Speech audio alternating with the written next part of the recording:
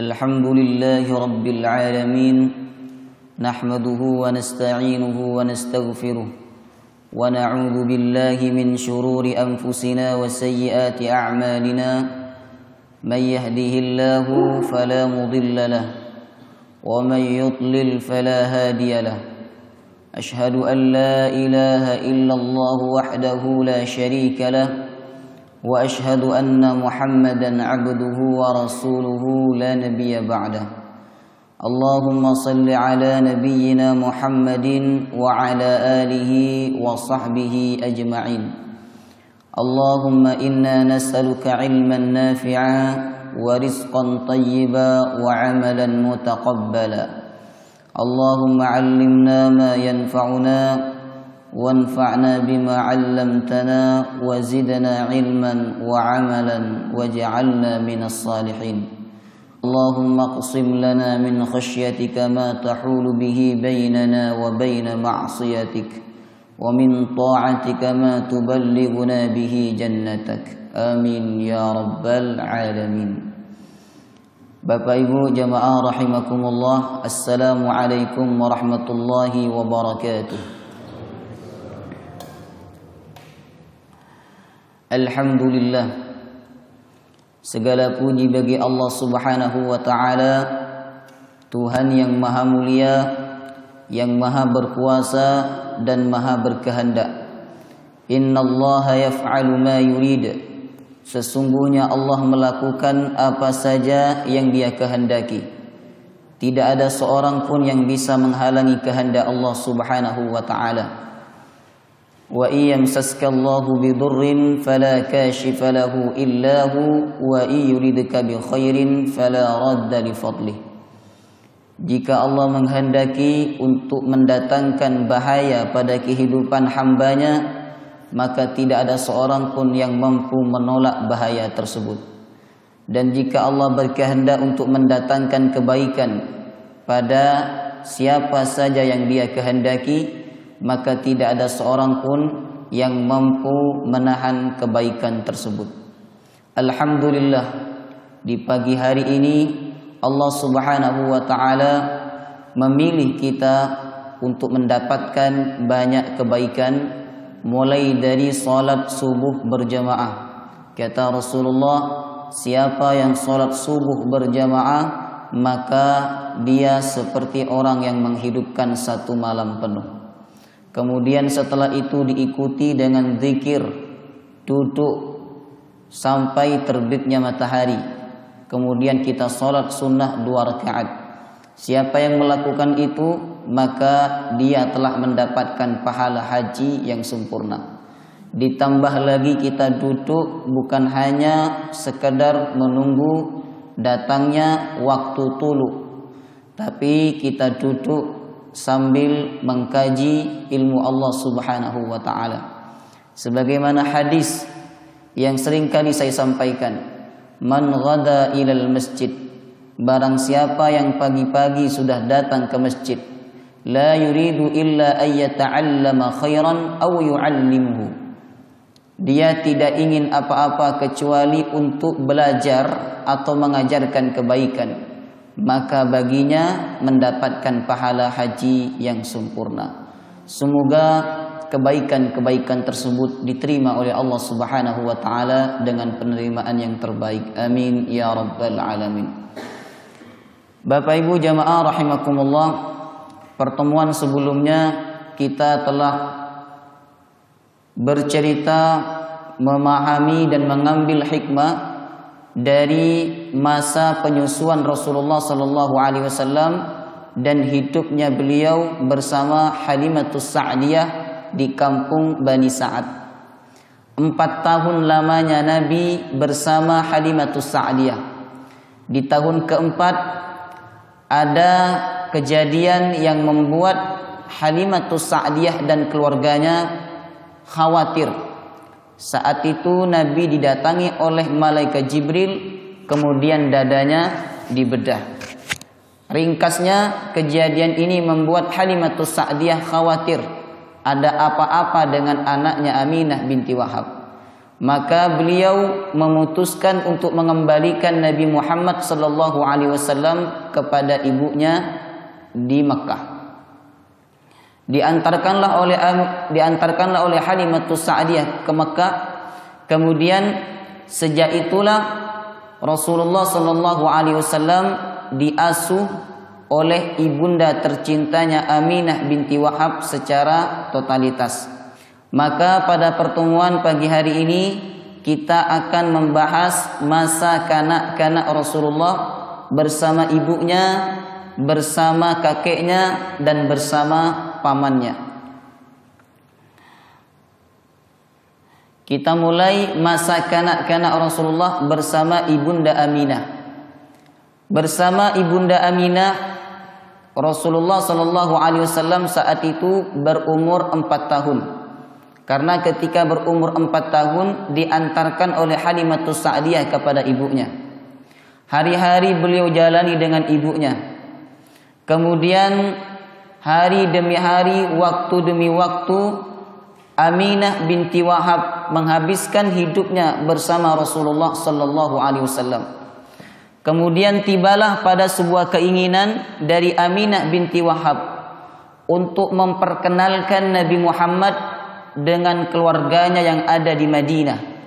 Sekaligus Aminah ingin memberitahu dan menunjukkan kepada Rasulullah di mana makam ayahnya. Maka saat berumur 6 tahun, Aminah mengajak Muhammad sallallahu alaihi wasallam ziarah ke makam ayah tercintanya yang bernama Abdullah, yang wafat dan dimakamkan di kota suci Madinah, sambil memperkenalkan keluarga leluhurnya yang ada di kota Madinah. Mereka berdua ditemani oleh seorang pembantu yang sangat setia, namanya Ummu Aiman. Ummu Aiman bekas budak ayahnya Rasulullah sallallahu alaihi wasallam. Kemudian diangkat menjadi pembantu oleh Aminah binti Wahab. Mereka berdua ditemani oleh pembantu yang setia namanya Ummu Aiman. Berangkatlah mereka bersama rombongan dagang yang menuju ke Syam dengan jarak perjalanan berapa meter Mekah ke Madinah? Ada yang pernah ngitung? Kurang lebih 400 km ya. Kalau pakai bis berapa Pak? Berapa jam perjalanan? 5 ya.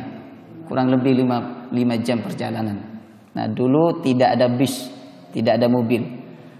Perjalanan jauh mereka menggunakan kendaraan unta. Kalau untuk peperangan mereka menggunakan kuda. Tapi kalau untuk rihlah, dagang atau berkunjung ke sebuah tempat mereka menggunakan unta. Dan itu ditempuh pada musim panas. Kenapa bisa tahu musim panas? Karena kafilah dagang menuju ke Syam itu dilakukannya pada musim panas.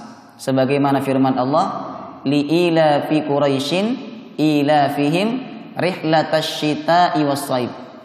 Kebiasaan orang-orang Quraisy Makkah itu melakukan rihlah perdagangan pada musim dingin dan pada musim panas. Musim dingin mereka ke Yaman, karena pada saat itu Yaman panas. Sedangkan pada musim panas mereka ke Syam, karena saat itu di Syam musim dingin. Nah, sehingga perjalanan yang ditempuh oleh Aminah, Nabi Muhammad dan Ummu Aiman bersama rombongan yang menuju ke Syam itu ditempuh dalam suasana yang sangat panas. Kurang lebih 1 bulan perjalanan mereka tempuh. 1 bulan Pak. Kalau sekarang 5 jam. Dulu 1 bulan karena menggunakan kendaraan unta. Kafilah dagang yang menuju ke Syam mesti mereka selalu melewati kota Yasrib atau yang sekarang kita kenal dengan Madinah. Bahkan di antara mereka ada yang mampir sejenak di kota Madinah.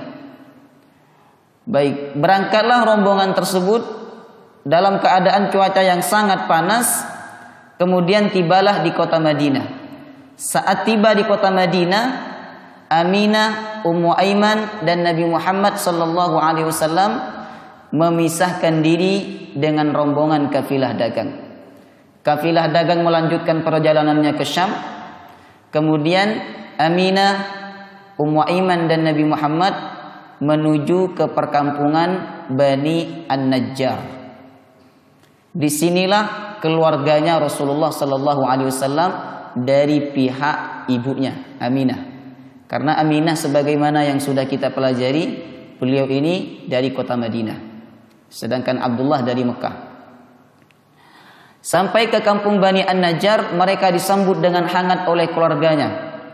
Bahkan mereka berkata, sungguh kami merindukan Muhammad, karena selama ini kami mendengar cerita tentangnya, kami belum pernah melihat wajahnya. Mereka pun memeluk Rasulullah sallallahu alaihi wasallam, kemudian menggendong Nabi Muhammad dan membawanya masuk ke dalam. Mereka sangat memperhatikan Rasulullah sallallahu alaihi wasallam. Keluarga leluhur yang ada di Bani An-Najjar sangat memperhatikan dan sangat sayang kepada Rasulullah. Pertama, karena anak itu memang membawa atau membuat orang lain cinta dan kasih sayang kepadanya. Yang kedua, karena memang sifat Nabi Muhammad sallallahu alaihi wasallam sangat terpuji dan kecerdasan beliau yang sangat luar biasa, sehingga siapapun yang melihat Nabi Muhammad tidak ada kecuali hatinya akan cinta dan sayang kepada Rasulullah sallallahu alaihi wasallam. Hari demi hari dilewati oleh Rasulullah bersama ibunda Aminah di kota Madinah. Kurang lebih 1 bulan mereka ada di kota Madinah. Kemudian ibunda Aminah memperkenalkan keluarga kepada Rasulullah sallallahu alaihi wasallam. Siapa kakeknya dari pihak ibu, kemudian siapa pamannya dari pihak ibu dan seterusnya. Diperkenalkan oleh Aminah binti Wahab. Kemudian beberapa hari setelah itu Aminah binti Wahab mengajak Rasulullah sallallahu alaihi wasallam untuk berkunjung ke makam ayahnya. Disitulah Aminah bercerita banyak tentang ayah yang bernama Abdullah, yang sama sekali belum pernah dilihat oleh Rasulullah sallallahu alaihi wasallam. Karena ketika Abdullah meninggal dunia, Nabi masih berumur 2 bulan dalam kandungan. Diajak oleh Aminah binti Wahab ke makam ayahnya. Diceritakan, wahai anakku yang tercinta, ini makam ayahmu. Diceritakan semua kenangan Aminah bersama Abdullah. Ayahmu orang yang sangat baik, ayahmu orang yang sangat perhatian. Di situ ditunjukkan pula rumahnya, ya, rumah di mana Abdullah menghembuskan nafas terakhir, yang saat itu didampingi oleh Aminah binti Wahab. Terus hari demi hari mereka lalui di kota Madinah. Bahkan Nabi Muhammad sallallahu alaihi wasallam bermain dengan anak-anak yang ada di kota Madinah. Aminah berusaha untuk mengembalikan ingatan Rasulullah sallallahu alaihi wasallam kepada ayahnya, walaupun Nabi Muhammad belum pernah melihat ayahnya. 1 bulan setelah mereka ada di kota Madinah, tibalah waktunya pulang ke Mekah. Karena tempat tinggal aslinya di Mekah, ya. Maka 1 bulan mereka di Madinah, mereka harus pulang ke kota suci Mekah. Nah ini Pak, saya cantumkan petanya. Ini Madinah, Abwa, Mekah. Jadi Abwa nanti tempat Nabi Shallallahu Alaihi Wasallam dan ibundanya istirahat ketika ada badai yang sangat kencang. Kemudian di Abwa juga ibunda Aminah dimakamkan. Nah, ini Madinah, Abwa, Mekah. Jadi Abwa itu ada di antara kota Madinah dan kota Mekah, pertengahan. Nah, baik. Ini hanya untuk memancing ingatan kita atau pikiran kita supaya bagaimana membayangkan perjalanan yang cukup jauh ya. Kurang lebih perjalanannya berapa bulan tadi? 1 bulan. Baik. Aminah wafat dalam perjalanan pulang. Mereka pulang menuju kota Mekah. Diriwayatkan bahwa dalam perjalanan kembali ke Mekah, cuaca sangat buruk. Badai menerjang sehingga mereka menghentikan perjalanan di sebuah desa namanya Al-Abwa. Al-Abwa ini desa yang sangat luas tapi penduduknya sedikit. Bahkan katanya, wallahu taala alam, sekarang menjadi daerah terlarang untuk dikunjungi. Baik. Saya tidak tahu itu apakah benar beritanya atau tidak, wallahu taala alam. Perjalanan menuju kota Mekah, ya, cuaca sangat buruk. Badai menerjang sehingga mereka menghentikan perjalanan di sebuah desa namanya Al-Abwa. Mereka diam di desa itu beberapa hari sampai cuaca membaik. Setelah beberapa hari mereka melanjutkan perjalanan. Meskipun kondisi Aminah saat itu tidak sehat, mereka tetap melanjutkan perjalanan. Karena Aminah, karena Ummu Aiman dan Nabi Muhammad SAW mengira bahwa itu penyakit biasa yang akan segera sembuh. Tapi siapa tahu Bapak Ibu, ternyata penyakit itu menjadi awal mula ajalnya Aminah binti Wahab. Tidak jauh dari kota Abwa atau dari perkampungan Abwa, Aminah mengalami sakit yang sangat parah sampai badannya gemeter. Kekuatannya menurun drastis, matanya layu. Tapi saat itu Aminah memanggil Nabi Muhammad SAW untuk ada di dekat dirinya. Dan Aminah memandang Nabi Muhammad SAW sambil mengucapkan syair. Ini saya ambilkan dari Ummun Nabi, ibu Nabi yang ditulis oleh Bintu Syati. Nah, ini syairnya, sangat bagus syairnya. Syair Aminah kepada Nabi Muhammad menjelang maut.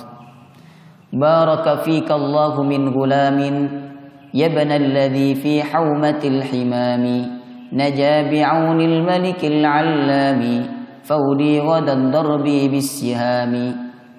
Paham Bapak Ibu? Baraka fika Allahu min gulamin. Semoga Allah memberkahimu wahai anak. Ini doa seorang ibu kepada anaknya. Dan doa seorang ibu itu tidak akan meleset. Dia seperti anak panah yang selalu tepat sasaran. Bahkan Rasulullah SAW bersabda, "Thalathatu da'awat mustajabat." Ada 3 doa yang sangat mustajab. Da'watul mazlum, doanya orang yang dizolimi. Da'watul marid, doanya orang yang sakit. Yang ketiga, da'watul walid, doanya orang tua kepada anak. Maka Bapak Ibu, terutama ibu, jangan bosan-bosan untuk mendoakan anaknya. Menjelang wafat, Aminah membacakan syair kepada Rasulullah SAW. Baraka fika Allahu min gulamin. Semoga Allah memberkahimu wahai anak. Ya banalladzi fi haumatil himami. Wahai anak laki-laki dari seorang tokoh yang selamat dari kematian. Naja bi'aunil malikil alam. Dia selamat karena pertolongan Allah yang maha kuasa dan maha mengetahui. Faudi ghadat darbi bisihami bimi'atin min ibilin siwami. Dia ditebus dengan 100 ekor unta. Paham? Jauh sebelum Abdullah menikah dengan Aminah, Abdullah ini anak yang paling disayang oleh Abdul Muthalib. Ketika Abdul Muthalib saat itu masih punya 1 anak namanya Al-Harith, dia berkata, kalau saya memiliki 10 anak, 1 anak saya akan korbankan kepada Allah. 1 anak saya akan korbankan, saya akan sembelih sebagai korban saya kepada Allah Subhanahu wa ta'ala. Ternyata Allah wujudkan keinginan Abdul Muthalib untuk memiliki 10 anak. Di antara 10 anak itu ada namanya Abdullah. 10 anak itu diundi Bapak Ibu. Siapa di antara mereka yang akan menjadi korban sebagai pemenuhan janji Abdul Muthalib? Setelah diundi beberapa kali, ternyata yang muncul namanya siapa? Abdullah. Kisahnya panjang, ya. Terus Abdul Muthalib membawanya ke Ka'bah, ingin disembelih. Kata orang-orang Mekah, jangan wahai Abdul Muthalib, jangan disembelih. Kalau kamu menyembelih ini sebagai seorang tokoh, nanti kami, anak keturunan kami akan mengikutinya. Siapa yang punya 10 anak, maka mereka akan menyembelihnya satu. Akhirnya Abdul Muthalib dihalangi oleh orang Mekah dan Abdullah diamankan. Kemudian ringkas ceritanya, Abdullah ditebus dengan 100 ekor unta. Nah, itulah yang dimaksud dengan faudi ghadatat darbi bisihami bimi'ati min ibilin siwami. Dia selamat karena ditebus dengan 100 ekor unta. Kemudian in sahha ma absartu fil manami fa anta mab'utsun ilal anami. Apabila benar apa yang saya lihat dalam mimpiku, maka sesungguhnya engkau wahai anakku diutus kepada seluruh manusia. Tub'atsu fil halli wa fil harami. Engkau diutus untuk menjelaskan mana perkara yang boleh, mana perkara yang tidak boleh, mana perkara yang hak dan mana perkara yang batil. Tub'atsu bit tauhidi wal islami dini abikal barri Ibrahimi. Engkau diutus membawa agama tauhid dan membawa agama Islam. Dini abikal barri Ibrahimi, agama bapakmu Nabi Ibrahim. Fallahu yanhaka 'anil asnami. Sungguh Allah membuat kamu jauh dari berhala-berhala. Alla tuwalliha ma'al aqwami, agar engkau tidak mengikuti kaummu menyembah berhala. Ini syair terakhir yang dibacakan oleh Ibunda Aminah binti Wahab kepada Nabi Muhammad sallallahu alaihi wasallam. Kalau kita perhatikan syairnya ini Bapak Ibu, ya. Syair ini sangat bagus. Yang pertama karena isinya doa, yang kedua pernyataan bahwa Nabi Muhammad akan membawa risalah tauhid Islam yang pernah dibawa oleh Nabi Ibrahim alaihissalam. Dengan syair ini saya semakin yakin bahwa Ibunda Aminah dan ayahnya Abdullah bin Abdul Muthalib masih mengikuti agama Nabi Ibrahim alaihissalam. Ini terlepas dari pemahaman lain yang mengatakan bahwa ibunda Nabi sudah tidak mengikuti agama Nabi Ibrahim alaihissalam. Tapi dari syair ini yang saya kutip dari Ummun Nabi ditulis oleh Bintu Syati.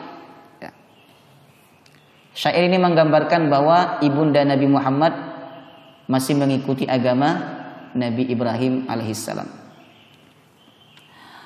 Setelah membaca syair kepada Nabi Muhammad, Aminah ya kemudian mengucapkan sebuah kalimat terakhir yang menunjukkan bahwa beliau akan meninggal dunia. Ini kalimatnya.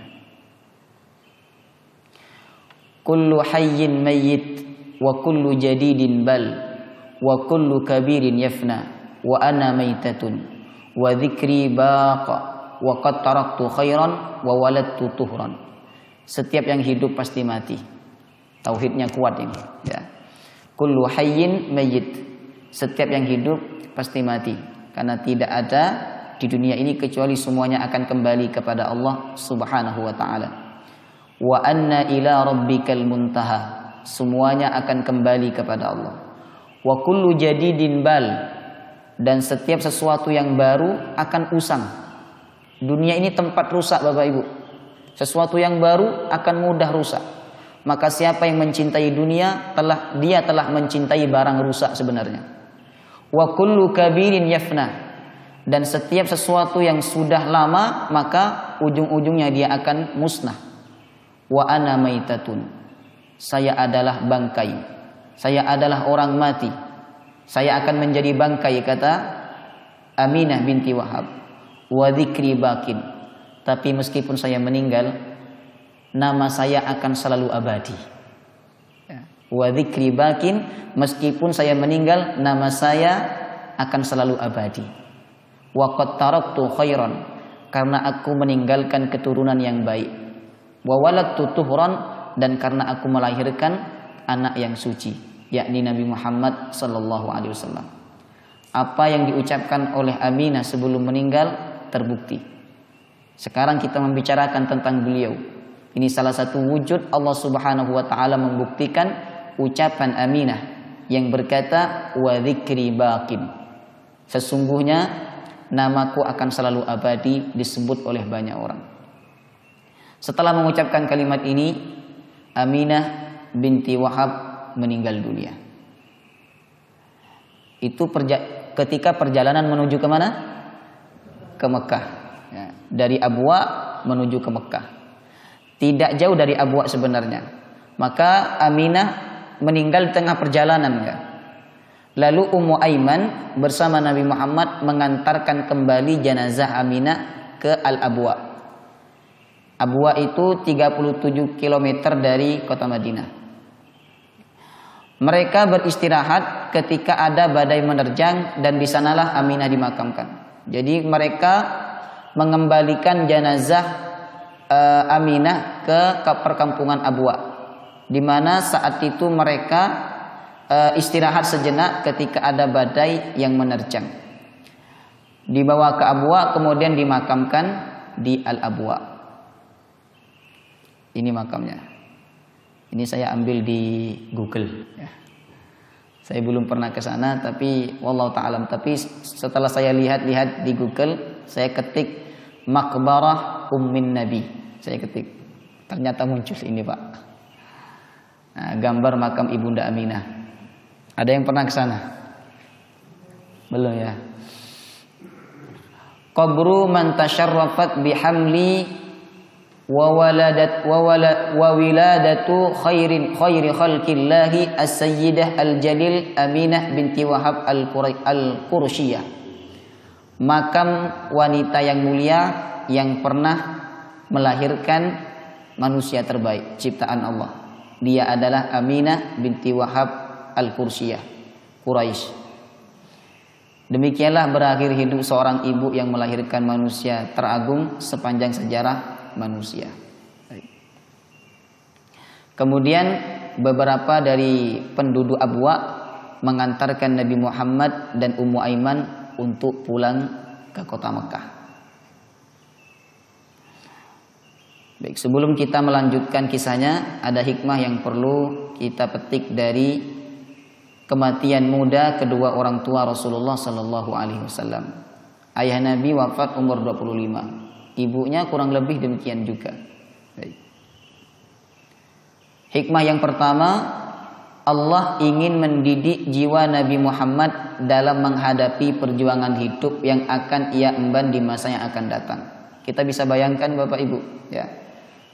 Anak umur 6 tahun di tengah perjalanan yang sangat panas, kemudian ditinggal wafat oleh ibunya. 6 tahun. Ya, yang masih butuh kasih sayang seorang ibu, yang masih butuh perhatian dari seorang ibu. Lalu tiba-tiba Allah berkehendak untuk memanggil ibunya. Ini salah satu cara Allah mendidik jiwa Nabi Muhammad. Kemudian yang kedua, menjauhkan dari kemanjaan. Karena pada umumnya orang tua sangat memanjakan anaknya, terlebih jika itu anak satu-satunya. Nabi Muhammad anak satu-satunya Aminah binti Wahab. Kemudian yang ketiga, agar tidak ada perkara-perkara yang menyibukkan atau mengurangi tujuan Nabi diutus untuk berdakwah. Kalaulah orang tua Nabi hidup sampai Nabi ke kota Madinah, ayahnya hidup, ibunya hidup, ya, dikhawatirkan mungkin dikhawatirkan ada hal-hal yang membuat Nabi terhalang untuk menyampaikan misi dakwah secara totalitas. Karena beliau punya kewajiban berbakti kepada orang tua. Misalnya mau berdakwah ini, kok orang tuanya butuh kepada beliau, ini tentu menjadi penghalang. Ini hikmah ya. Kemudian yang keempat, agar tidak ada dugaan bahwa Nabi mendapat pendidikan dakwah dari kedua orang tuanya. Sebagaimana yang dituduhkan oleh orang-orang orientalis ketika mereka menulis sejarah. Ada satu buku sejarah yang dilarang untuk dibaca bagi orang-orang awam ya, yaitu yang ditulis oleh Hasan Haikal. Ya, nanti cari di Google, Hasan Haikal itu sejarah yang dilarang untuk dibaca karena banyak riwayat yang tidak sahih. Kedua, di situ ada kesan menjatuhkan Rasulullah sallallahu alaihi wasallam. Sikap Rasulullah kepada kedua orang tua, meskipun beliau tidak pernah melihat ayahnya dan meskipun beliau hidup 2 tahun bersama ibunya. Karena 4 tahun pertama bersama Halimatus Sa'diyah. Di umur 4 tahun Halimah mengantarkan kepada ibunya. Di umur 6 tahun Nabi Muhammad SAW ibunya meninggal dunia. Berarti berapa tahun itu? 2 tahun. Maka tidak benar kalau ada orang mengatakan bahwa Nabi Muhammad itu belajar dakwah dan belajar agama kepada ibunya. Karena waktunya cuma 2 tahun. Tidak bisa waktu 2 tahun itu menularkan karakter, kebiasaan atau ilmu yang cukup dalam kepada seorang anak hanya dalam jangka waktu 2 tahun. Itu tidak mungkin. Walaupun Rasulullah SAW hidup 2 tahun bersama ibundanya, tapi beberapa perkataan Rasulullah SAW menggambarkan betapa kenangan bersama ibundanya itu tidak pernah beliau lupakan. Coba kita perhatikan ini. Sebagai insan kamil, Nabi Muhammad SAW adalah sosok yang amat berbakti kepada orang tuanya. Memang tidak memiliki ingatan tentang sosok Abdullah ayahnya, karena ditinggal wafat ketika masih dalam kandungan. Akan tetapi Nabi Muhammad pernah tumbuh bersama ibunda tercintanya Aminah yang wafat ketika Nabi berusia 6 tahun. Beliau tidak pernah melupakan kenangan manis kebersamaan dengan ibunda tercintanya. Inilah anak yang baik, yang tidak pernah melupakan jasa orang tuanya walaupun orang tuanya sudah meninggal dunia. Lebih-lebih orang tuanya yang masih hidup. Nabi bersabda, tapi ini hadisnya dhaif. Saya cantumkan sebagai penguat karena ini tidak bertentangan sebenarnya. Kata Rasulullah, seandainya sekarang aku mendapati orang tuaku, kemudian orang tuaku memanggil aku saat aku sholat, maka aku akan penuhi panggilannya. Ini bentuk bakti Rasulullah SAW kepada kedua orang tuanya. Bahkan diriwayatkan pula bahwa Nabi Muhammad SAW ketika melewati lokasi makam ibunya, beliau mampir sejenak. Kemudian beliau memperbaiki dan menangis karena teringat masa indah bersama sang ibunda tercinta. Melihat tangis Rasulullah, para sahabat yang ikut bersamanya pun menangis. Ketika itu sahabat bertanya, "Ya Rasulullah, ma yubkika ya Rasulullah?" Apa yang membuat engkau menangis wahai Rasulullah? Kata Rasulullah, "Hadza qabru Aminah binti Wahab." Ini makamnya Aminah binti Wahab, ibu saya. Ista'dzantu Rabbi fi an azura qabraha fa'adzana li. Aku meminta izin kepada Allah Subhanahu wa taala untuk berziarah ke makam ibuku dan Allah mengizinkan aku untuk berziarah. Ini Rasulullah tidak pernah melupakan kenangan indah bersama ibunya. Baik. Kemudian hikmah pelajaran yang bisa diambil. Pertama, walaupun Nabi tidak lama hidup bersama ibu kandungnya, kurang lebih 2 tahun, tapi melalui perkataan beliau menggambarkan betapa wajibnya seorang anak berbakti kepada kedua orang tua. Wajib. Bahkan kewajiban itu Bapak Ibu Allah letakkan setelah kewajiban bertauhid. Allah berfirman, "Wa qadha rabbuka alla ta'budu illa iyyahu wa bil walidaini ihsana." Allah menetapkan kepada manusia untuk tidak menyembah kecuali hanya kepada Allah. Wa bil walidaini ihsana, dan berbakti kepada kedua orang tua. Bahkan dalam Quran surah Al-An'am Allah punya 10 wasiat. Qul ta'alu atlu ma harrama rabbukum. Qul, katakan Muhammad, aku akan bacakan kepada kalian apa yang Allah haramkan kepada kalian. Pertama, alla tusyriku billahi syai'a. Hendaklah kalian tidak menyekutukan Allah. Yang kedua, wabil walidaini ihsana. Ini wasiat Allah. Wabil walidaini ihsana, dan berbuat ihsan, baik kepada kedua orang tua. Ada sahabat Nabi yang datang kepada Rasulullah masih umur 16 tahun. Dia datang kepada Rasulullah minta izin untuk ikut perang Badar. Ditanya oleh Rasulullah, apakah kamu punya orang tua? Apakah orang tuamu masih ada? Kata anak itu, iya ya Rasulullah, orang tuaku masih ada. Udah, kamu pulang, berbakti kepada orang tuamu. Karena berbakti kepada orang tua pahalanya lebih utama dari jihad di jalan Allah Subhanahu wa taala. Maka siapa di antara kita yang orang tuanya masih hidup, berbaktilah. Bahagiakan mereka, kirim mereka, ya, berikan hadiah kepada mereka. Sebenarnya apa yang kita berikan itu ada di sana Bapak Ibu. Tapi ketika diberikan oleh seorang anak berbeda. Walaupun ada tapi berbeda. Karena seorang anak yang memberikannya. Maka saya mengajak kepada Bapak Ibu yang orang tuanya ada, berilah hadiah, sayangi mereka, perhatikan kehidupan mereka. Boleh berziarah kubur sebagaimana Nabi menziarahi makam ibundanya tanpa harus menentukan hari. Ya, misal berziarah hari Kamis, tanpa harus menentukan hari, boleh berziarah. Nabi bersabda, "Kuntu nahaitukum an ziyaratil qabr." Dulu saya pernah dilarang untuk berziarah kubur. Fazuruha. Sekarang saya dibolehkan untuk ziarah kubur, maka berziarahlah, kata Rasulullah. Fa innaha tudzakirul maut. Karena sesungguhnya berziarah kubur itu bisa mengingatkan kita kematian. Tapi kuburan di Indonesia ini, walaupun kita tidak mengunjungnya, kita lihat dari jauh sudah mengingatkan kematian. Karena apa Pak? Nisannya itu besar-besar. Kalau di Arab cuman batu ya, sebongkah batu, lebih kecil daripada ini diletakkan di atas. Sehingga dari jarak jauh tidak terlihat ada kuburan. Kalau di Indonesia kita lewat ada makam, sangat jelas. Ya, sangat jelas. Dan itu seharusnya mengingatkan kita bahwa kita akan suatu waktu seperti mereka. Dan itu tempat peristirahatan terakhir kita. Kuburan. Berapa kali berapa itu? Hah? Sekarang rumahnya berapa kali berapa? Rumahnya berapa kali berapa sekarang? Nah, terakhir nanti setelah ini, nggak lama. Setelah ini kita akan pindah rumah.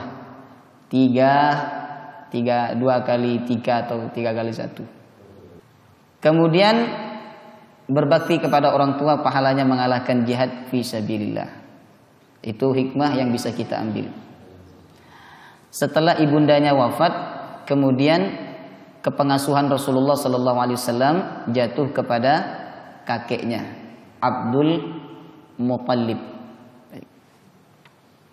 Sekilas tentang sosok Abdul Muttalib, tokoh yang sangat dikagumi, disegani di kota Mekah karena wibawanya yang sangat luar biasa, kemudian kedermawanannya dan sifat kasih sayangnya yang sangat luar biasa kepada orang-orang Mekah. Lahir di Madinah. Nama aslinya Syaibah bin Hashim. Masih ingat ceritanya? Kenapa dinamakan Abdul Muttalib? Nama Syaibah ini artinya uban, karena ketika lahir anak itu sudah punya uban. Beberapa helai rambutnya sudah beruban. Maka ibunya menamakan Syaibah. Ya. Tapi yang sudah tua jangan berubah nama Syaibah. Namanya Syaibah. Kemudian Syaibah yang berarti uban, karena saat bayi rambutnya beberapa sudah tumbuh uban. Kemudian nama tersebut berubah menjadi Abdul Muthalib yang berarti budak Al-Muthalib. Budak Al-Muthalib, pamannya dia. Setelah Syaibah dibawa pamannya Al-Muthalib ke Mekah. Karena Al-Muthalib sering beli budak. Datang ke Yaman, pulang ke Mekah, bawa budak. Nah, suatu waktu Al-Muthalib ingin menjemput Syaibah untuk datang ke kota Mekah, menggantikan posisi ayahnya sebagai pemimpin. Datanglah ke kota Mekah, ternyata orang-orang Mekah memanggilnya Abdul Muthalib, budaknya Al-Muthalib, Abdul Muthalib. Kata Al-Muthalib, bukan, ini bukan budak saya, ini anak dari saudara saya. Tapi panggilan itu sudah melekat, maka nama Syaibah tidak dipakai oleh mereka, yang dipakai adalah Abdul Muthalib. Secara tauhid tidak bagus nama ini, Abdul Muthalib, hambanya Al-Muthalib. Seharusnya Abdullah atau Abdurrahman. Bersama Abdul Muthalib. Sejak Aminah wafat saat itu Nabi berusia 6 tahun. Abdul Muthalib yang mengasuh Nabi Muhammad dan berusaha menggantikan kasih sayang ibu dan ayah untuknya. Apalagi itu cucu satu-satunya dari putra kesayangannya yang bernama Abdullah. Abdul Muthalib memberikan perhatian dan kasih sayang kepada Nabi Muhammad melebihi anak-anaknya. Harapan dan cinta kasih Abdul Muthalib menghiasi pikirannya karena melihat sikap sang cucu yang sangat terpuji dan kecerdasannya sejak kecil. Sikapnya sangat terpuji, tidak pernah menangis, tidak pernah rewel, tidak pernah minta yang macam-macam kepada Abdul Muthalib. Sehingga membuat Abdul Muthalib lebih mencintai Nabi Muhammad SAW dibandingkan anak-anaknya. Cinta kasih Abdul Muthalib kepada Muhammad. Yang pertama, kekhawatiran Abdul Muthalib saat Muhammad kecil belum pulang dari mencari kambing yang lepas. Pernah suatu waktu Abdul Muthalib memerintahkan Nabi Muhammad untuk mencari kambingnya yang lepas. Sebagai seorang anak yang berbakti kepada orang tua, Nabi Muhammad menjalankan perintah itu. Ternyata lama waktunya Nabi tidak pulang-pulang, yang membuat Abdul Muthalib khawatir. Sejak saat itulah Abdul Muthalib tidak menyuruh Nabi Shallallahu Alaihi Wasallam, yang membuat beliau khawatir. Abdul Muthalib membiarkan Muhammad duduk di kursi khusus milik Abdul Muthalib dekat Ka'bah. Abdul Muthalib memiliki tempat duduk khusus, di mana tempat itu tidak boleh diduduki oleh siapapun kecuali Abdul Muthalib. Tapi ketika Nabi Muhammad bermain di dekat Ka'bah, Nabi Muhammad duduk di tempat itu, saudara-saudara atau anak-anaknya Abdul Muthalib melarang Nabi Muhammad untuk duduk di tempat tersebut, karena itu khusus untuk ayah mereka. Tapi ternyata Abdul Muthalib berkata, jangan larang dia, biarkan dia duduk di tempatku. Aku berharap dia nanti menjadi anak yang dibanggakan oleh alam ini. Abdul Muthalib tidak makan kecuali bersama Nabi Muhammad. Jadi kalau makanan sudah siap, Bapak Ibu, beliau pasti mencari Nabi Muhammad. Muhammad mana? Muhammad mana? Kalau Muhammad sudah datang, baru Abdul Muthalib akan makan bersama Rasulullah SAW. Abdul Muthalib sering membawa Muhammad dalam pertemuan penting. Pertemuan ada rapat penting dengan orang-orang Mekah, maka Abdul Muthalib sering membawa Nabi Muhammad SAW. Sehingga dari kecil Nabi Muhammad sudah terbiasa melihat orang-orang besar, menghadapi orang-orang besar di kota Mekah. Ummu Aiman, insya Allah kita akan lanjutkan pada pertemuan yang akan datang. Ya. Semoga bermanfaat. Untuk berikutnya kita akan bahas Ummu Aiman, ibuku setelah ibuku, kata Rasulullah Sallallahu Alaihi Wasallam. Setelah Ummu Aiman nanti Nabi bersama pamannya Abu Talib, bersama pamannya ini sampai beliau menjadi seorang Nabi dan Rasul. Dan banyak kejadian-kejadian luar biasa ketika Nabi Muhammad Sallallahu Alaihi Wasallam diasuh oleh pamannya Abu Talib. Semoga ilmu yang kita pelajari menjadi ilmu yang berkah, bermanfaat, dan apa-apa yang kita pelajari tentang Rasulullah Sallallahu Alaihi Wasallam menambah kecintaan kita kepada beliau sehingga ringan kita melaksanakan sunnah-sunnahnya. Amin ya rabbal alamin. Subhanakallahumma wa bihamdika asyhadu an la ilaha illa anta astaghfiruka wa atubu ilaik. Wassalamualaikum warahmatullahi wabarakatuh.